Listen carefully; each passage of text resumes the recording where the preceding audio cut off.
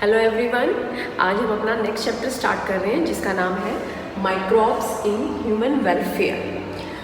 हमारी अर्थ पे बेटा माइक्रोस्कोपिक प्लांट एनिमल के अलावा माइक्रोस्कोपिक माइक्रोब्स भी प्रेजेंट होते हैं जो कि इम्पॉर्टेंट रोल प्ले करते हैं हमारे बायोलॉजिकल सिस्टम में। हम ये जो माइक्रोब्स है बेटा, आपने 11th क्लास में बहुत सारी किंगडम पढ़ी है।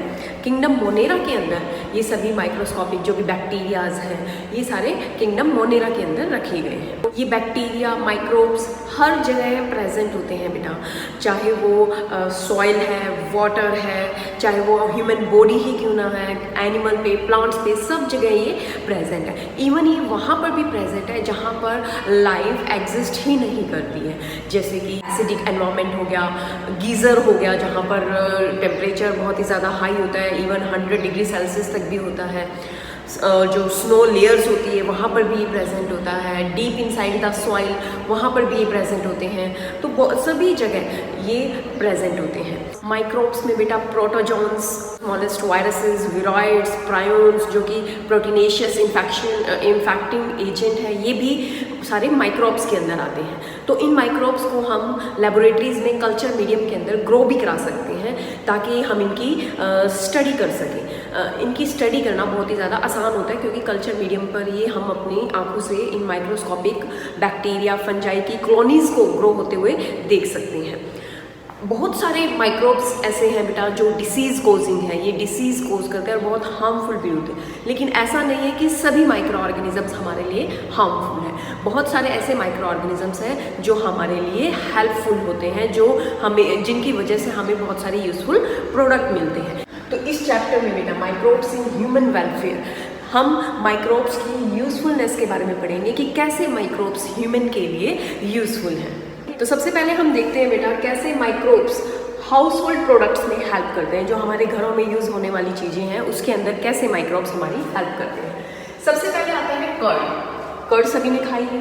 कर्ड कैसे बनती है? जब हम मिल्क के अंदर एक स्टार्टर ऐड करते हैं। ये स्टार्टर क्या होता है? थोड़ा सा कर्ड ही होता है, जिसके अंदर क्या प्रेजेंट होते हैं बेटा? Lactic acid bacteria, LAB, lactic acid bacteria, और you can say lactobacillus bacteria होते हैं जो मिल्क को कर्ड में कन्वर्ट कर देते हैं। ठीक है, ये बैक्टीरिया ग्रो करेंगे और मिल्क प्रोटीन, जो मिल्क प्रोटीन होता है जिसको हम बोलते हैं कैज़िन, उसको ये डाइजेस्ट कर देते हैं। ये लैक्टिक एसिड बैक्टीरिया ही है जो बेटा मिल्क को कर्ड में कन्वर्ट कर रहा है। तो लैक्टिक एसिड बैक्टीरिया की इंपॉर्टेंस देखें अगर हम, तो it increases the vitamin B12 amount that increases the milk quality. ये बैक्टीरिया मिल्क के अंदर विटामिन B12 अमाउंट को इंक्रीज कर देता है जिससे मिल्क क्वालिटी बढ़ जाती है। Second, it check disease causing microbes in stomach. यहाँ पर चेक का मीनिंग है स्टॉप। ये जो स्टमक के अंदर डिसीज कोजिंग माइक्रोब्स है उनकी ग्रोथ को भी रोकने में हेल्प करता है। ये हो गई importance of LAB, lactic acid bacteria. Then इसके बाद जो सेकंड हमारा प्रोडक्ट है, घरों के अंदर हम डो बनाते हैं बेटा, ब्रेड के लिए या इडली, डोसा, इन सब के लिए। तो ये डो कैसे बनता है? फर्मेंटेशन प्रोसेस से। बैक्टीरिया और फंगस भी होती हैं जो फर्मेंटेशन में हेल्प करते हैं। तो जैसे हमने ब्रेड के लिए डो तैयार करना है, तो ब्रेड के लिए जो यहाँ पर एक फंगस ली गई है जिसका नाम है स्क्रोमाइसिस सर्विसाई, जिसका कॉमन नेम है बेकर ईस्ट। ठीक है, इसकी हेल्प से ब्रेड का डो तैयार किया जाता है और बाय फर्मेंटेशन, और फर्मेंटेशन प्रोसेस के थ्रू CO2 रिलीज होती है बेटा। ये CO2 जैसे रिलीज होगी तो ये डो को क्या कर देगी? पफी बना देगी, पफनेस आ जाती है। आप देखोगे थोड़ा सा वो फूल गया होता है जब वो डो बन के तैयार हो गया होता है। तो इसी तरह से हम डो तैयार करते हैं बेटा इडली, डोसा, इन सब के लिए भी। तो कहने का मतलब है माइक्रोब्स की हेल्प से हम डो तैयार करते हैं। थर्ड है बेटा हमारे पास toddy. It is a traditional drink of south India. Food के साथ साथ कुछ ड्रिंक भी बनाई जाती हैं फर्मेंटेशन प्रोसेस के through with the help of microbes. तो ये किस माइक्रोब से बना है? बैक्टीरिया से बना है बेटा। और कैसे बना है? SAP from the palm trees. South में बड़े बड़े पाम ट्रीज जो होते हैं उनसे जो सैप निकलता है, सैप होता है लिक्विड, पाम से सैप को एक्सट्रैक्ट कर लिया जाता है, फिर उसकी फर्मेंटेशन कराई जाती है बैक्टीरिया से, और उससे फिर हमें एक ड्रिंक मिलेगा जिसका नाम है टोडी। इसके अलावा बेटा चीज़ चीज़ भी अपने different different texture, flavour, taste के नाम से जाने जाते हैं। ये ओल्डेस्ट फूड है जो फर्मेंटेशन प्रोसेस से बनाया जाता है। तो it is form by partial degradation of milk. Partial यानी कि कंप्लीट डिग्रेड नहीं होता है इसमें milk, partially degradation of milk होता है बाय डिफरेंट माइक्रोब्स। अलग अलग चीज़ होते हैं, अलग अलग माइक्रोब्स की हेल्प से बनती है। तो जैसे यहाँ पे एग्जांपल है स्विस चीज़ का।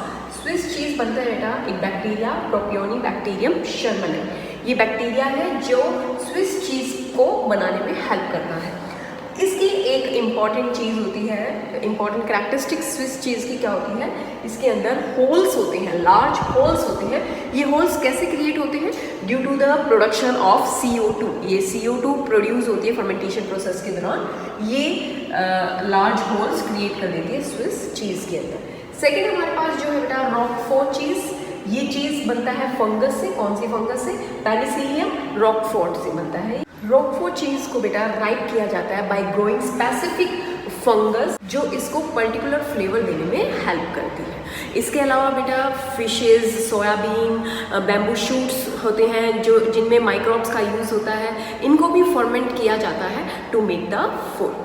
इंडस्ट्रीज़ में भी बेटा माइक्रोब्स का यूज़ किया जाता है to produce a number of products like बहुत सारे बेवरेजेस, एंटीबायोटिक्स होते हैं जो माइक्रोब्स की हेल्प से प्रोड्यूस होते हैं।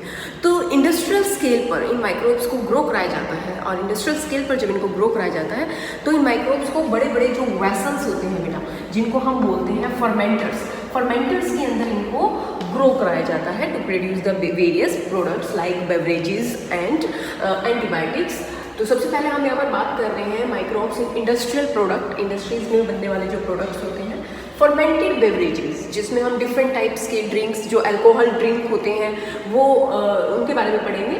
तो ये बेवरेजेस बनाए जाते हैं बेटा malted cereals and fruit juice की फर्मेंटेशन से बनाए जाते हैं ये, और विद द हेल्प ऑफ एक फंगस है यहाँ पर जिसका नाम अभी मैंने पीछे भी बताया था, जिसका यूज़ ब्रेड बनाने में भी, ब्रेड डो बनाने में भी किया जाता है और अल्कोहलिक ड्रिंक बनाने के लिए भी किया जाता है। इसका नाम है सेक्रोमाइसिस सर्विसेज।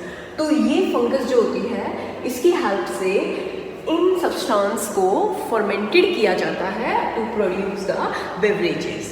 ठीक है, डिफरेंट टाइप्स की अल्कोहलिक ड्रिंक्स जो हम बनाते हैं वो डिपेंड करती है बेटा रॉ मटेरियल पर। अलग अलग रॉ मटेरियल होता है, कुछ बार्ले से बनती है, कुछ ग्रेप्स से बनती है, कुछ शुगर केन से बनती है, और डिफरेंट प्रोसेसिंग से एंड डिफरेंट प्रोसेसिंग। ठीक है, डिफरेंट प्रोसेसिंग में जैसे कुछ होती है डिस्टिलेशन प्रोसेस से बनाई जाती है, कुछ विदाउट डिस्टिलेशन बनती है। तो यहाँ पर मैंने क्लासिफिकेशन की हुई है। डिस्टिलेशन प्रोसेस से जो अल्कोहलिक बेवरेजेस बनाए जाते हैं वो होते हैं विस्की, ब्रांडी, रम, और विदाउट डिस्टिलेशन जो बनाई जाती है वो होती है बेटा वाइन्स एंड बियर्स। तो ये बेवरेजेस तैयार किए जाते हैं इंडस्ट्रियल स्केल पर बड़े बड़े वेसल्स के अंदर, जिनको हम बोलते हैं फर्मेंटर्स। वहाँ पर माइक्रोब्स को ग्रो कराया जाता है और अल्कोहलिक ड्रिंक को तैयार किया जाता है। दूसरा प्रोडक्ट है बेटा एंटीबायोटिक्स। एंटी मीन्स होता है अगेंस्ट, बायो मीन्स होता है लाइफ। यहाँ पर जो लाइफ की बात हुई है वो है जो लिविंग ऑर्गेनिज्म, यहाँ पर डिसीज कोजिंग माइक्रोब्स है उनके लिए लाइफ वर्ड यूज़ किया गया है। तो एंटीबायोटिक्स क्या काम करते हैं? अगेंस्ट डिसीज कोजिंग माइक्रोब्स ये अपना काम करते हैं। ये क्या होते हैं? They are the chemical substances produced by some micro organisms. Micro organism से ही ये बनाए जाते हैं टू किल और रिटार्ड मतलब रोकना, retard the growth of other micro organisms. एक माइक्रो ऑर्गेनिज्म की हेल्प से ये बनाए जाते हैं, उनसे केमिकल्स एक्सट्रैक्ट करके, और ये केमिकल फिर दूसरे माइक्रो ऑर्गेनिज्म को किल या उनकी ग्रोथ को रोकने के लिए यूज़ किए जाते हैं। सबसे पहले जो एंटीबायोटिक थी जो डिस्कवर हुई थी उसका नाम था बेटा पेनिसिलिन। पेनिसिलिन की डिस्कवरी की थी साइंटिस्ट थे हमारे पास अलेक्जेंडर फ्लेमिंग। इसकी डिस्कवरी कैसे हुई थी बेटा? बाय चांस डिस्कवरी बोलते हैं इसको, बाय चांस हुई थी। कैसे? ये जो साइंटिस्ट थे ये स्टेफाइलोकोकस बैक्टीरिया पर अपनी स्टडी कर रहे थे। कल्चर मीडियम में ये बैक्टीरियाज ग्रो करा करके देख रहे थे। किसी दिन इनकी कोई कल्चर प्लेट अनवॉश रह गई। इन्होंने देखा अनवॉश कल्चर प्लेट के ऊपर, जो बिना धुली हुई कल्चर प्लेट थी उसके ऊपर मोल्ड फंगस ग्रो कर गई। मोल्ड यहाँ पर फंगस का नाम है, ये ग्रो कर गई, और ये जहाँ पर भी ग्रो की वहाँ पर ये बैक्टीरिया ग्रो नहीं करा। ठीक है, क्यों? क्योंकि इस मोल्ड ने एक ऐसा केमिकल सिक्रेट किया जिसने बैक्टीरिया की ग्रोथ को रोक दिया। It prevent the growth of the bacteria, ठीक है। और इस मोल्ड का नाम था बेटा पेनिसिलियम नोटेटम, ठीक है। इस फंगस की वजह से इस बैक्टीरिया की ग्रोथ नहीं हो पाई। और जो केमिकल इस मोल्ड पेनिसिलियम नोटेटम ने जो सिक्रेट किया उसका नाम रखा गया penicillin, after the name of the fungus Penicillium notatum. इस केमिकल का नाम रखा गया पेनिसिलिन। तो यहीं से इस एंटीबायोटिक का नाम रखा गया। तो यहाँ से डेफिनेशन क्लियर होती है हमारी कि कुछ माइक्रो ऑर्गेनिज्म से जो केमिकल सिक्रीट होता है वो दूसरे माइक्रो ऑर्गेनिज्म को किल करने में हेल्प करता है। तो ये एंटीबायोटिक्स होगी। जैसे यहाँ पर फंगस एक माइक्रो ऑर्गेनिज्म है जिसकी हेल्प से हमने केमिकल लिया, ठीक है, जिसने केमिकल प्रोड्यूस किया और उसका यूज़ हमने किया इस बैक्टीरिया को, यानी कि दूसरे माइक्रो ऑर्गेनिज्म को किल करने के लिए, ठीक है। पेनिसिलिन की डिस्कवरी तो की थी बेटा अलेक्जेंडर फ्लेमिंग ने, बट ये पेनिसिलिन एज एन एंटीबायोटिक का काम करती है इसके बारे में बताया था Ernest Chain and Howard Florey ने। तो इन तीनों को Alexander Fleming, Ernest Chain and Howard Florey को 1945 में नोबेल प्राइज से भी नवाजा गया था, ठीक है। और इस एंटीबायोटिक का सबसे पहले यूज़ किया गया था जो वर्ल्ड वॉर 2 में अमेरिकन सोल्जर्स थे जो इंजर्ड हो गए थे, उनके ऊपर एंटीबायोटिक्स को सबसे पहले यूज़ किया गया था। तो ये एंटीबायोटिक बेटा यूज़ की जाती है वेरियस डिसीज़ के अगेंस्ट, जैसे प्लेग है, वूपिंग कफ है जिसको काली खांसी बोलते हैं, डिप्थीरिया गलघोटू बोलते हैं जिसको, लेप्रोसी जो स्किन डिसीज़ होती है, इन डिसीज़ के लिए इन एंटीबायोटिक का यूज़ किया जाता है। पेनिसिलिन के अलावा बेटा और बहुत सारी एंटीबायोटिक्स की डिस्कवरी हो चुकी है डिफरेंट माइक्रोब्स की हेल्प से। तो एंटीबायोटिक्स बहुत ही ज़्यादा यूज़फुल है बहुत सारी डिसीज़ को क्योर करने के लिए। माइक्रोब्स का यूज़ बेटा बहुत सारे chemicals, enzymes, bioactive molecules, alcohol, इन सब के लिए यूज़ किया जाता है। इनका कमर्शियल और इंडस्ट्रियल प्रोडक्शन किया जाता है।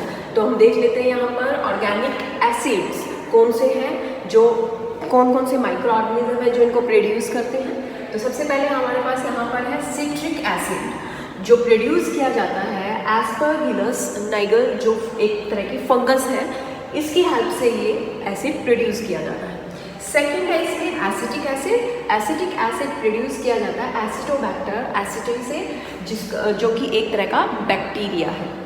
नेक्स्ट एसिड जो है ब्यूटीरिक एसिड, ये प्रोड्यूस किया जाता है क्लोस्ट्रीडियम ब्यूटिलिकम की हेल्प से, जो कि एक तरह का बैक्टीरिया है।